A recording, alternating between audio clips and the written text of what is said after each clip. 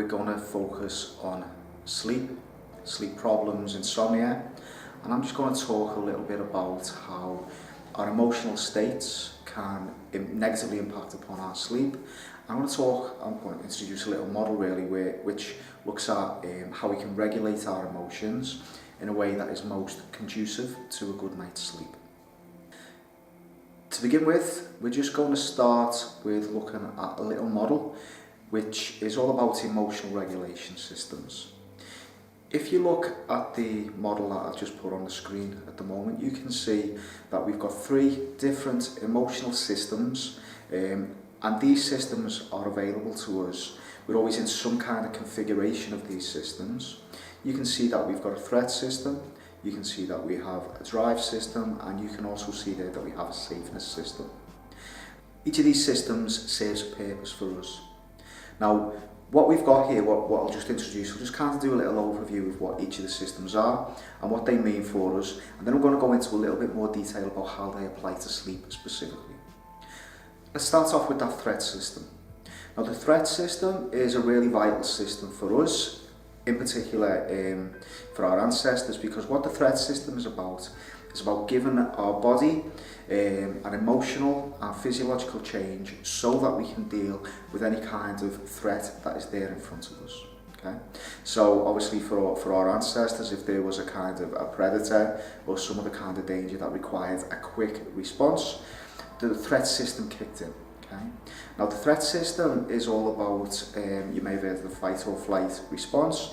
It basically means that we'll have an increased heart rate, there'll be kind of changes to the way we breathe, we'll breathe a little bit more shallow, there'll be changes in our physical tension, there'll be increased oxygen going through the body. Sometimes that can lead to, say, thoughts race a little bit or a sense of dizziness.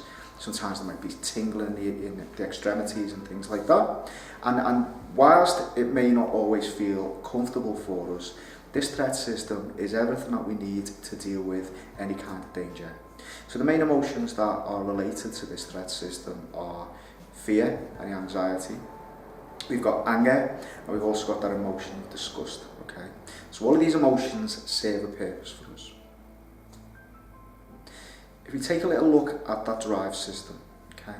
Now we've evolved the drive system because for our ancestors to want to go out and accumulate certain resources, we need to be kind of motivated to do that. It's quite costly for our ancestors to go out and kind of keep looking for food, etc. It came with certain degrees of risk, and essentially we've evolved the drive system to motivate us to move towards further resources. In modern times, we rely on that drive system as being a thing which is kind of pushing us towards the next goal, the next target. It relates to emotions and feelings of achievement, kind of content, all those kind of things that we associate with getting what we want through kind of goal-directed and goal-orientated behaviour. If we're talking about the absence of the drive system and that drive system isn't activated, we're probably talking about, we're probably in the realm of things relating to depression, as though we're not getting that sense of fulfillment. Okay? So that drive system is really important, and it certainly was important for our ancestors because it made us not just settle for instance, that one meal. It kind of pushed us to get out there and pursue the next meal or pursue the next resources. Moving over to the safeness system. Now this safeness system is, again, it's also a really important system that we have available to us, and it's all about the emotions of feeling safe, content, cared for, bonding, things like that. Now we've evolved this system again because for our ancestors there was a lot of strength in numbers. Okay, so humans are primarily social animals, and the safeness system is all about enabling us to kind of feel safe in a given social context. What the safeness system also serves a function is because it is the way in which humans give birth to very immature young.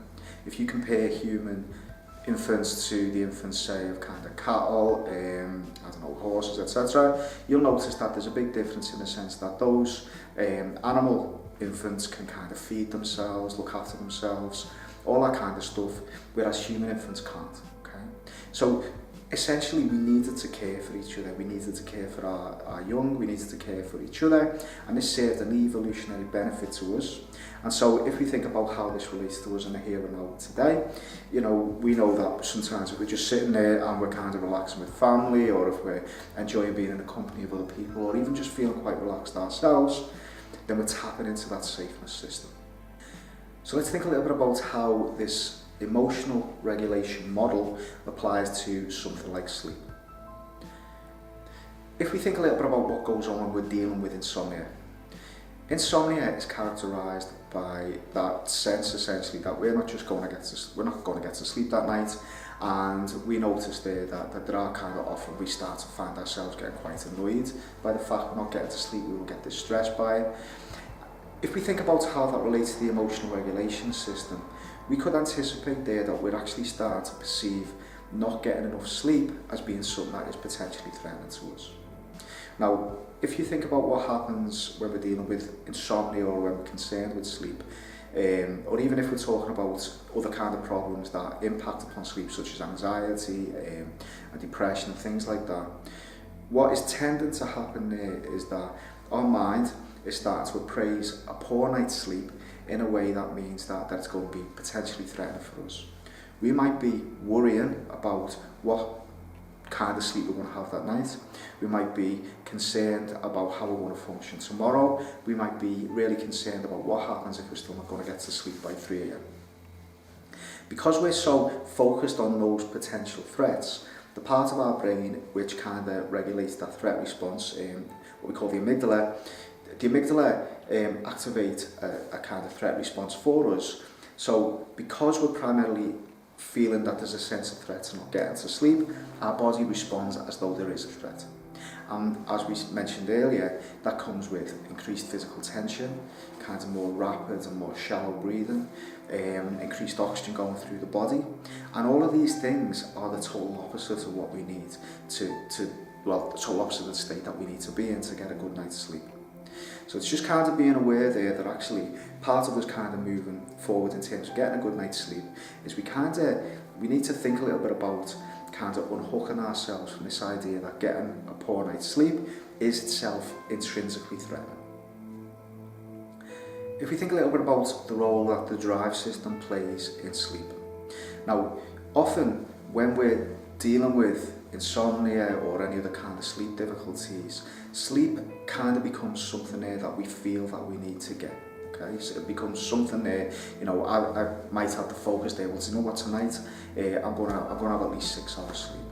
So because I'm kind of focused on that, because I start to focus on sleep as a goal, it becomes something there which activates that drive system. Okay, so just in the way that for our ancestors, you know, getting out there and kind of going hunting food was something that was achievable and something that we required a motivational system to go out and pursue, we're treating sleep as being the same thing.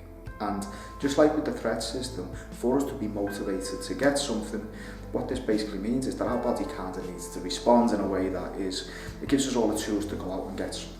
Okay? Sleep isn't something that is effectively palpable and attainable like any other kind of physical goal. Okay? So what that means is our bodies and our mind's efforts to get sleep has a negative impact there upon our ability to actually get to sleep.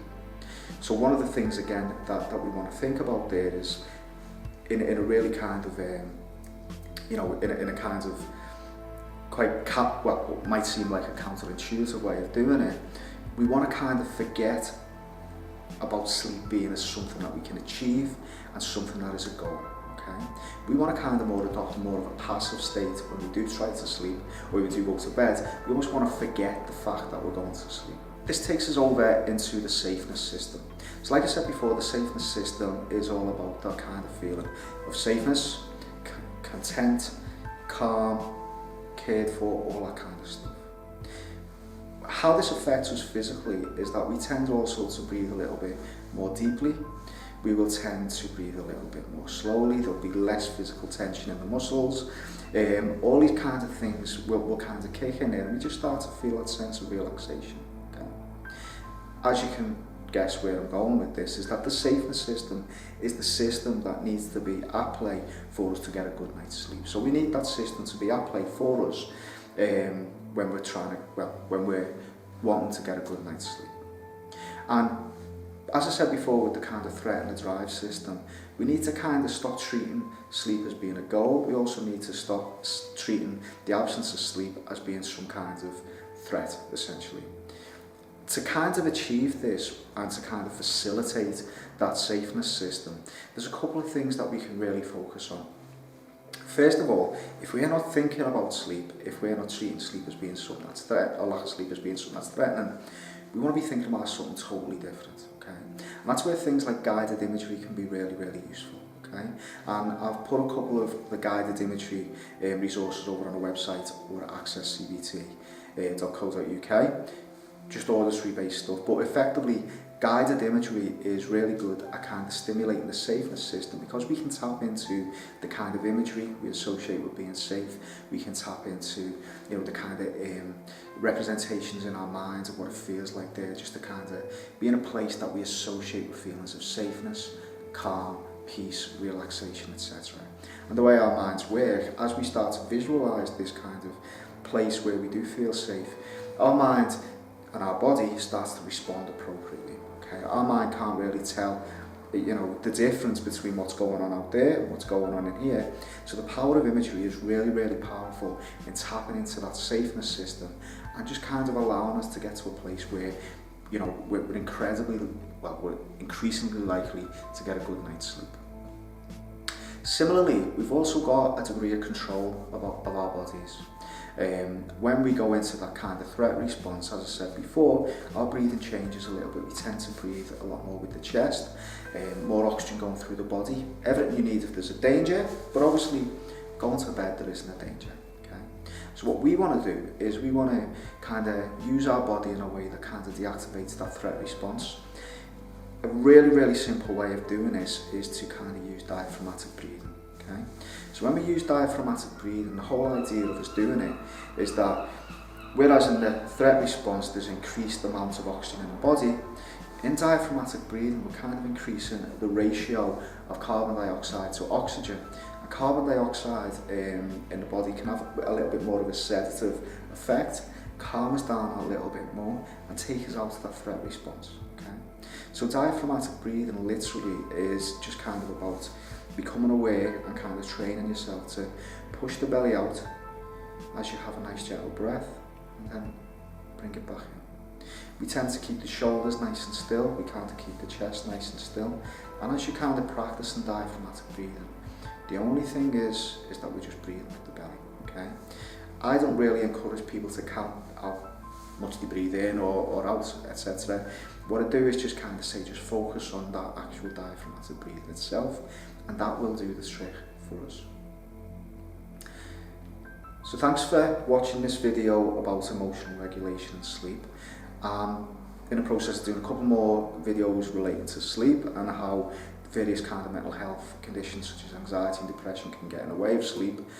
So look out for those, and of course you can get in touch with me at accesscbt.co.uk or inquiries at accesscbt.co.uk. Thank you very much.